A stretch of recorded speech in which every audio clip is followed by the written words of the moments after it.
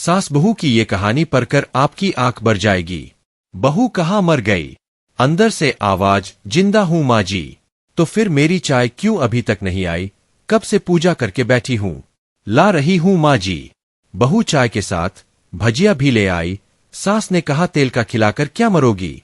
बहू ने कहा, ठीक है माँ जी, ले जाती हूं। सास ने कहा, रहने दे, अब बना दिया है तो खा लेती हूं। सास ने भजिया उठाई और कहा, कितनी गंदी भजिया बनाई है तुमने। बहू, माँ जी मुझे कपड़े धोने हैं, मैं जाती हूं। बहू दरवाजे के पास छिपकर खड़ी हो गई। सास भजिया पर टूट पड़ी और पूरी भजिया खत्म कर दी।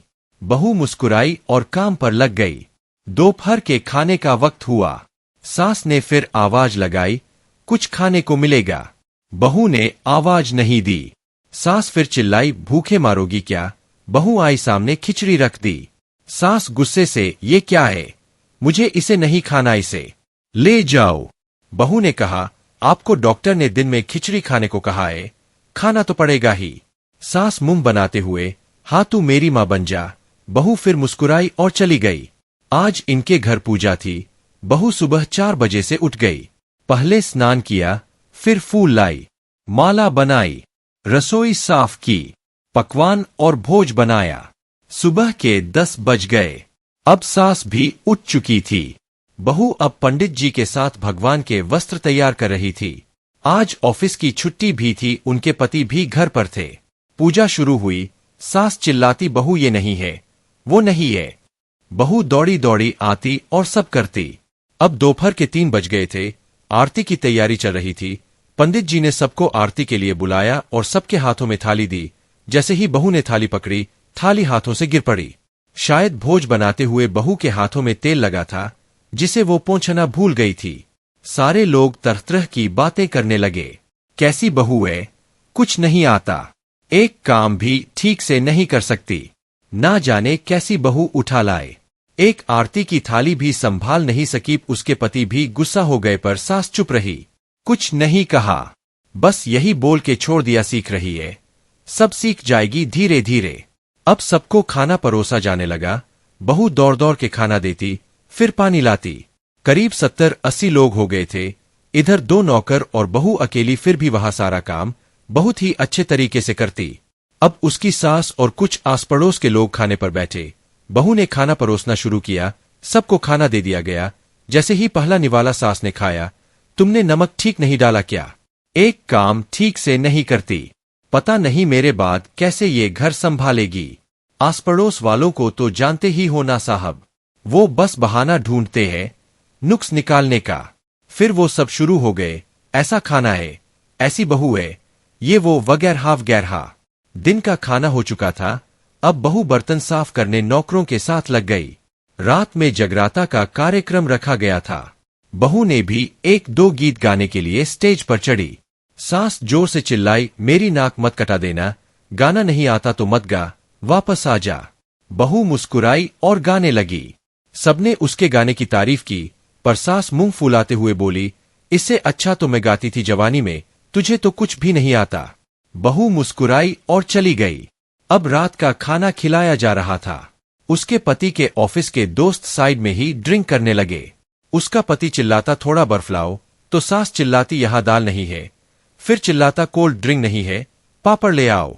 इधर उधर आखिरी में उसके पति की शराब गिर पड़ी उसके एक दोस्त पर और बोलत टूट गई। पति गुस्से में 2 झापड़ अपनी पत्नी को लगाते हुए कहता है, जाहिल कहीं की, देख कर नहीं कर सकती, तुझे इतना भी काम नहीं आता। सारे लोग देखने लगे। उसकी पत्नी रोते हुए कमरे की तरफ दौड़ी। फिर उसके दोस्तों ने कहा, क्या यार, पूरा मूड खराब कर दिया, यहां नहीं बुलाया होता, हम कहीं और पार्टी कर लेते। कैसी अनपढ़ गंवार बीवी ला रखी है तूने, उसे तो मेहमानों की इज्जत और काम करना तक नहीं आता, तुमने तो हमारी बेइज्जती कर दी। अब आस पड़ोस की औरतों को और बहाना मिल गया था। वो कहने लगी, देखो क्या कर दिया तुम्हारी बहू ने, कोई काम की नहीं है। मैं तो कहती हूं अपने बेटे की दूसरी शादी करा दो, छुटकारा पाओ इस गंवार से। सास उठी और अपने बेटे के पास जाकर उसे थप्पड़ मारा और कहा, अरे नालायक, तुमने मेरी बहू को मारा, तेरी हिम्मत कैसे हुई, तेरी टांग तोड़ दूंगी। उसके बेटे के दोस्त कुछ कहने ही वाले थे कि उसकी मां ने घूरते हुए कहा, चुप, बिल्कुल चुप। यहाँ दारू पीने आए हो, जबकि पता है आज पूजा है और तुम्हें पार्टी करनी है। कैसे संस्कार दिए हैं तुम्हारे माता पिता ने? और किसने मेरी बहू को जाहिल बोला? जरा इधर आओ, चप्पल से मारूंगी अगर मेरी बहू को किसी ने शब्द भी कहा तो। अरे पापी, तूने उस लड़की को बस इसलिए मारा कि तेरी शराब टूट गई। पापी, वो बच्ची सुबह 4 बजे से उठी है, घर का सारा काम कर रही है, ना सुबह से नाश्ता किया ना दिन का खाना खाया, फिर भी हंसते हुए सबकी बातें सुनते हुए ताने सुनते हुए घर के काम में लगी रही। तेरे यार दोस्तों को वो अच्छी नहीं लगी। जूते से मारूंगी तेरे दोस्तों को जो कभी उन्होंने ऐसा कहा। उसके यार दोस्त चुपके से खिसक लिए। अब सास बहू के कमरे में गई और बहू का हाथ पकड़कर बाहर लाई। सबके सामने कहने लगी, किसने कहा था अपनी बहू को घर से निकाल के दूसरी बहू ले आना? जरा सामने आओ। कोई सामने नहीं आया। फिर सास ने कहा, तुम जानते भी क्या हो इस लड़की के बारे में? ये मेरी माँ भी है, बेटी भी। माँ इसलिए मुझे गलत काम करने पर डांटती है और बेटी इसलिए कभी कभी मेरी दिल की भावनाएं समझ जाती है। मेरी दिन रात सेवा करती है, मेरे 1000 ताने सुनती है, पर एक शब्द भी गलत नहीं कहती, ना सामने ना पीठ पीछे। और तुम कहते हो दूसरी बहू ले आऊं। याद है ना छुटकी की दादी, अपनी बहू की करतूत? सास ने गुस्से से पड़ोस की महिला को कहा, अभी पिछले हफ्ते ही तुम्हें मियां बीवी भूखे छोड़ घूमने चले गए थे।